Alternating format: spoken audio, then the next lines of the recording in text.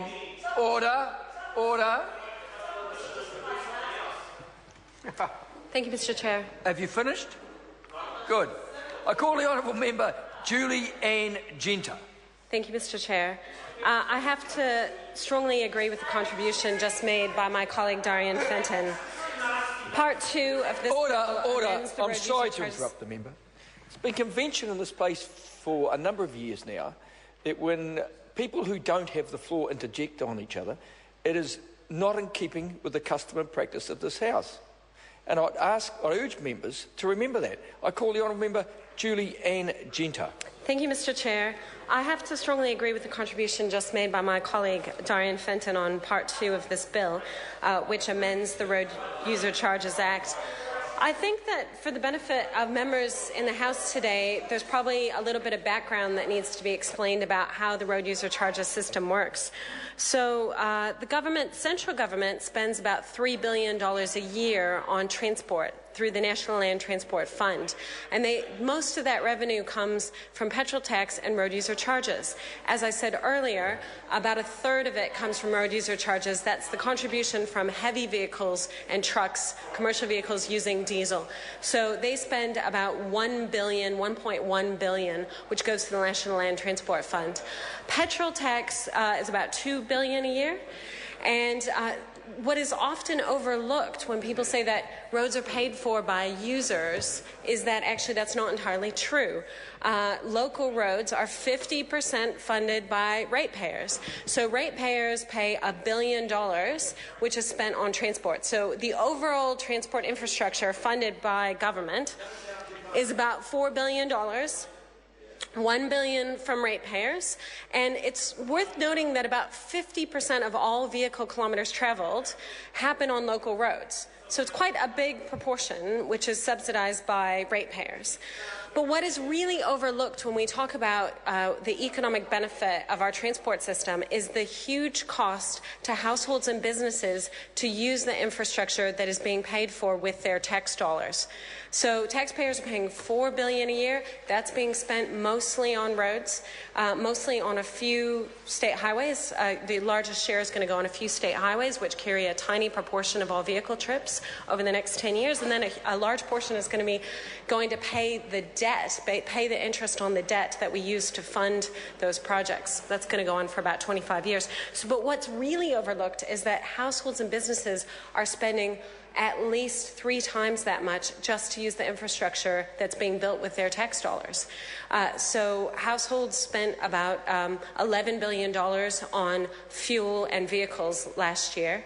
And if we included the cost of business, the money that they put into their vehicles, I'm sure it would be even more than that. So when we talk about what's the most economically efficient way to reduce transport costs in New Zealand, minor improvements to the roading network probably aren't the best way to make those savings, because it's households and businesses have to spend well over $11 billion a year just to use the infrastructure. And all of that money goes overseas because we import all of our vehicles and all of the fuel that we use to run them. And even if we did, find some oil offshore, it wouldn't be used in our cars and trucks because we have light, sweet crude, which we export, and we don't have the capacity to refine it, but it wouldn't be the highest value use of that fuel. So I suppose what the Green Party is saying is a more rational approach to transport investment that would actually get better bang for our buck is to invest in the modes that have been underinvested in, which benefit not only the people who use them, the people and goods that go by rail or by passenger transport, whether that's bus or ferry, or the people who walk or cycle. If you do all of those things, then you get better use of your road network, but you also save money on the other side because you save the money that households and businesses are having to spend to use the road network. So unfortunately, it was the national government that decided not to reopen the Napier-Gisborne line, and it was the national government that closed that line. Yeah, that's what happened. So we have enormous potential to invest in our rail network, which would result in quite substantial regional economic development and reduce some of the very, very high interregional transport costs that we have here in New Zealand. And the reason why we should use the transport budget to pay for that is because it also benefits road users. So at the moment, when we evaluate the benefits of investing in a state highway, we look at the safety benefits and we look at the wider social and economic benefits. But when we look at Kiwi Rail, we say, well, you've got to fund all of your infrastructure investment simply from the return that you're making from your freight business. That doesn't make sense. The usage, it's not $1 billion a year. It was only $250 million a year, Mr. Chair. So the government isn't investing enough in the rail network, and that's a missed opportunity because it impacts our road network. Making it possible for some logs and some dairy products to move more quickly and more frequently by rail takes huge heavy trucks off our roads, reduces the amount of money we have to spend on maintaining those roads, increases the safety for people who are driving in their cars on those roads, and it benefits our exporters because it reduces their costs of getting their product to market. And so it would make a lot more sense to take some of that enormous capital expenditure that's going into a few very low-value motorway projects on peri-urban areas, which don't even carry that much of our exports, and invest some of that in the rail network all across the country, getting regional economic development, increasing the safety of those roads, improving the maintenance of those roads, and also improving congestion. If we invest, for example, in the City Rail Link in Auckland, we can get a lot of commuters off the roads, and that frees up the roads for those people who need to travel by car, whether they're a plumber or, a builder, and they have to get around by road at peak time. The best thing for them is if we can get hundreds of thousands of cars off the road, and we can do that by improving our passenger rail.